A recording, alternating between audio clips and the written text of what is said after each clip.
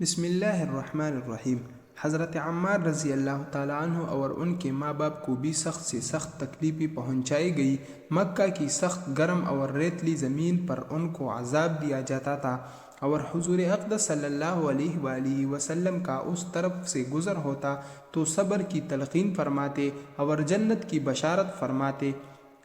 اسی تکلیفوں اور سختیوں کی وجہ سے آخر کار حضرت عمار رضی اللہ تعالیٰ عنہ کے والد صاحب حضرت یاسر رضی اللہ تعالیٰ عنہ اسی حالت تکلیف میں وفات پا گئے کہ ظالموں نے مرنے تک چین نہ لینے دیا، اور ان کی والدہ حضرت سمیہ رضی اللہ تعالیٰ عنہ کی شرمگاہ میں ابو جہل ملعون نے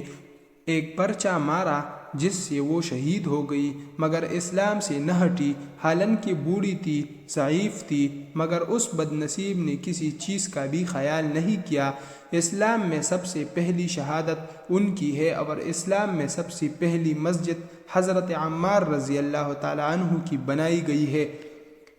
جب حضور اقدس صلی اللہ علیہ وآلہ وسلم ہجرت فرما کر مدینہ تشریف لے گئے تو حضرت عمار رضی اللہ تعالیٰ عنہ نے کہا کہ حضور صلی اللہ علیہ وآلہ وسلم کے لیے ایک مکان سایہ کا بنانا چاہیے جس میں وہ تشریف رکھا کرے، دوپہر کو آرام فرما لیا کرے اور نماز بھی سایہ میں پڑھ سکے۔ تو قباء میں حضرت عمار رضی اللہ تعالیٰ عنہ نے اول پتھر جمع کیے اور لڑائی میں نہایت جوش سے شریک ہوا کرتے تھے۔ ایک مرتبہ مزے میں آ کر کہنے لگے کہ اب جا کر دوستوں سے ملیں گے، محمد صلی اللہ علیہ وآلہ وسلم اور ان کی جماعت سے ملیں گے۔ اتنے میں پیاس لگی اور پانی کسی سے مانگا، اس نے دودھ سامنے کیا، اس کو پیا اور پی کر کہنے لگے، میں نے حضور صلی اللہ علیہ وآلہ وسلم سے سنا ہے کہ تو دنیا میں سب سے آخری چیز دودھ پیے گا، اس کے بعد شہید ہو گئے۔